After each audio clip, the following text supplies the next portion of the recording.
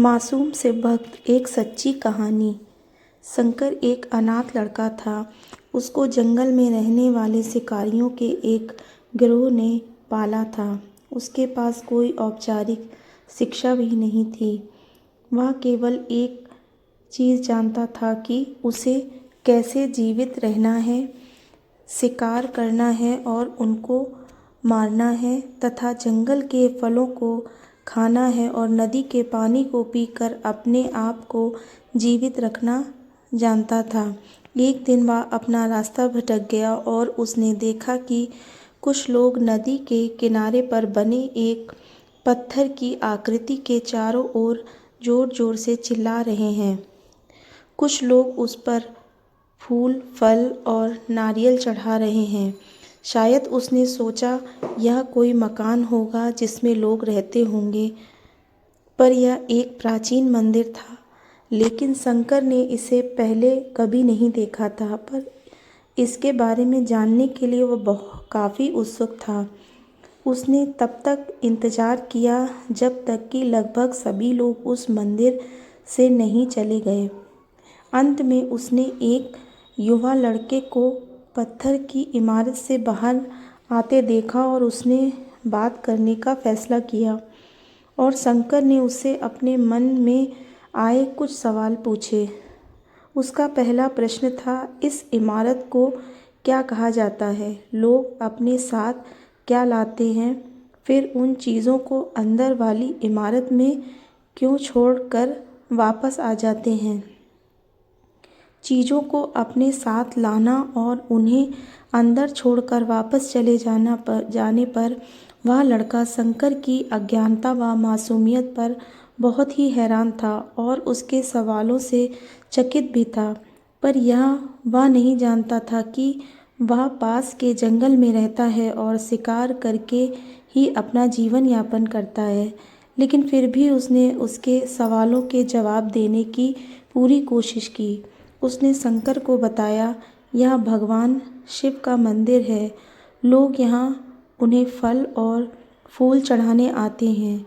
वे शिव भगवान से जो चाहते हैं वह मांगते हैं और शिव उनकी सभी प्रार्थनाओं को सुनते हैं। यह सुनकर शंकर तुरंत मंदिर जाना चाहता था। लड़के ने उसे अंदर का रास्ता दिखाया और शिवलिंग के बारे में बताया। शंकर ने मासूमियत से लड़के से पूछा, यह शिवलिंग क्या चीज़ है और हमें क्या देता है? लड़के ने बताया, हम शिव से जो मांगते हैं वह हमें दे देता है। हम सब ऐसा मानते हैं। लड़के ने कहा, जब अंधेरा हो रहा है, अब मुझे घर जाना होगा और वह शंकर को वहीं अकेला छोड़कर चला गया। शंकर ने झिझकते हुए मंदिर में प्रवेश किया। वह एक कोने में बैठ गया और सोचा, एक पत्थर किसी को वह चीज़ कैसे दे सकता है जो वे चाहते हैं। इसलिए उसने इसका परीक्षण करने का फैसला किया और उसने पत्थर की प्रतिमा से कहा, हे शिव, कृपया मुझे पर्याप्त शिकार करने दें ताकि मैं भूखा ना रहूं। मेरे पास आपको चढ़ाने के लिए कोई फल या फूल नहीं है, लेकिन यदि आप मुझे शिकार देते हैं तो मैं उसे आपके साथ साझा करूंगा। मैं वादा करता हूँ कि मैं आपको धोखा नहीं दूंगा। उसने घोषणा की। अगली सुबह शंकर शिकार करने गया। उसने पूरे दिन शिकार की तलाश की, लेकिन उसे कोई शिकार नहीं मिला। वह भूख से तिलमिला रहा था। वह काफ़ी निराश हो गया क्योंकि उसे कोई शिकार नहीं मिला था। दोपहर हो चुकी थी। अब उसे लगने लगा था कि मंदिर के लड़के ने उससे झूठ बोला था। फिर भी उसने शिकार जारी रखा। जैसे ही शाम हुई, उसने 2 खरगोशों को अपने बिल से आते देखा। शंकर ने उन खरगोशों को मार डाला।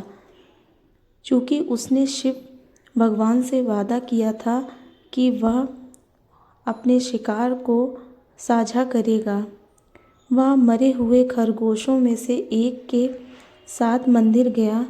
देर हो चुकी थी और मंदिर सुनसान था।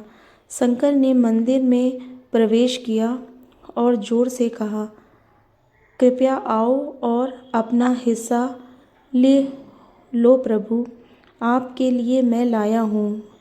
वह वहाँ बैठ गया और अंधेरा होने तक प्रतीक्षा करने लगा, लेकिन भगवान प्रकट नहीं हुए। शंकर भूख और नींद आने लगी। उसने खरगोश को मंदिर में छोड़ने का फैसला किया। अगली सुबह जब लोग मंदिर पहुँचे तो उन्होंने शिवलिंग के पास सामने मरा हुआ खरगोश मिला। भक्त बहुत परेशान थे। यह यहाँ कौन लाया है? उसने हमारे मंदिर को अपवित्र करने की हिम्मत कैसे की? उन्होंने खरगोश को बाहर फेंक दिया। अगले दिन शंकर अपनी भूख मिटाने के लिए जंगल में शिकार करने गया, लेकिन इस बार उसकी किस्मत अच्छी नहीं थी और उसे शिकार भी नहीं मिला। उसने सोचा आज रात को मंदिर जाना चाहिए और शिव से पूछना चाहिए कि उनको खरगोश का भोजन कैसा लगा। शंकर यह पूछने के लिए मंदिर गया। जब वह मंदिर पहुंचा तो उसके आश्चर्य का कोई ठिकाना ना रहा। उस रात मंदिर में लोगों की काफ़ी भीड़ थी। शिवरात्रि की रात थी, लेकिन अबोध शिकारी लड़के को इस बारे में कुछ भी नहीं पता था। शंकर ने चारों ओर देखा और उस युवा लड़के को देखा जिसने उसको मंदिर के अंदर शिव से प्रार्थना करने के लिए कहा था। चूँकि उसे इतने सारे लोगों के आसपास रहने की आदत नहीं थी, उसने वहीं रुकने का फैसला किया और पास के एक बेल के पेड़ पर चढ़ गया। यहाँ एक लंबा इंतजार था और समय बिताने के लिए उसने पेड़ से पत्ते तोड़कर जमीन पर फेंकना शुरू कर दिया।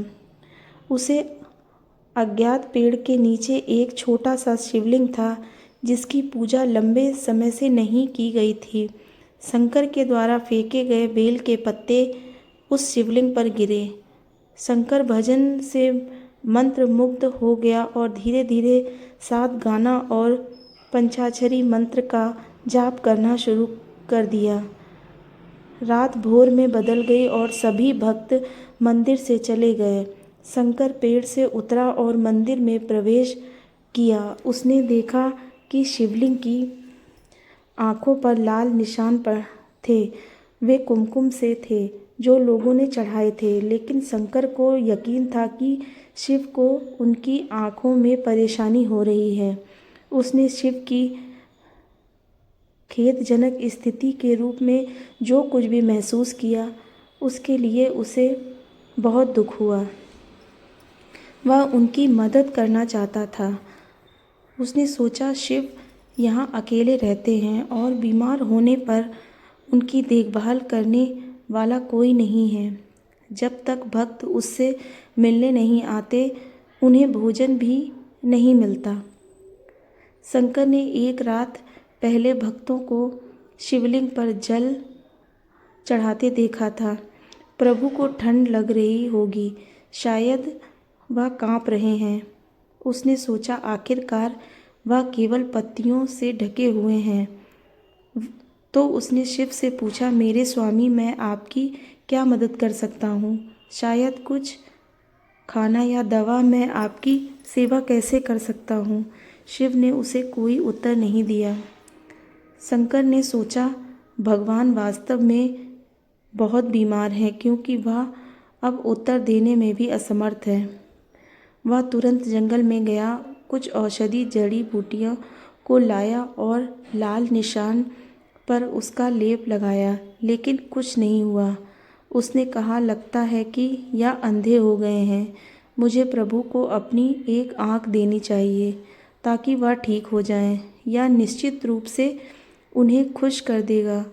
उसका दिल पवित्र था और उसने वहाँ शिव के हाथ में रखे त्रिशूल को उठाया और त्रिशूल को अपनी दाहिनी आँख की ओर ले गया और अपनी आँख को निकालने का प्रयत्न किया। शंकर अनपढ़ था, उसे मंत्रों या पूजा के उचित तरीकों का कोई ज्ञान नहीं था। लेकिन उसकी भक्ति की कोई सीमा नहीं थी। जैसे वह अपनी आँख निकालने वाला था, शिव अपनी पत्नी पार्वती के साथ प्रकट हुए। उन्होंने पार्वती से कहा, इस भक्त शंकर ने अनजाने में शिवरात्रि पर उपवास किया, बेल के पत्तों से मेरी पूजा की और साबित किया कि उनका दिल बेदाग है। मैं अपने इस भक्त पर काफ़ी प्रसन्न हूँ। शिव भगवान ने शंकर से कहा, तुमने मुझे अपनी मासूमियत के कारण जीत लिया है। प्रभु ने मुस्कुराते हुए कहा, लोग मुझसे हर समय वादे करते हैं, लेकिन जैसे ही उन्हें वो मिल जाए जो उन्हें चाहिए, वो उनको भूल जाते हैं। दूसरी ओर तुमने मेरे साथ एक सच्चे इंसान की तरह व्यवहार किया और यह वास्तव में बहुत दुर्लभ है। अब से तुम मेरे इस संसार में सबसे बड़े भक्त माने जाओगे और तुम्हारा नाम मेरे साथ सदा जुड़ा रहेगा। तुम कई सदियों तक जीवित रहोगे। इस बात को कहकर भगवान शिव और माँ पार्वती अंतर्ध्यान हो गए। तभी से लोग शिव के साथ शंकर भी लगाने लगे।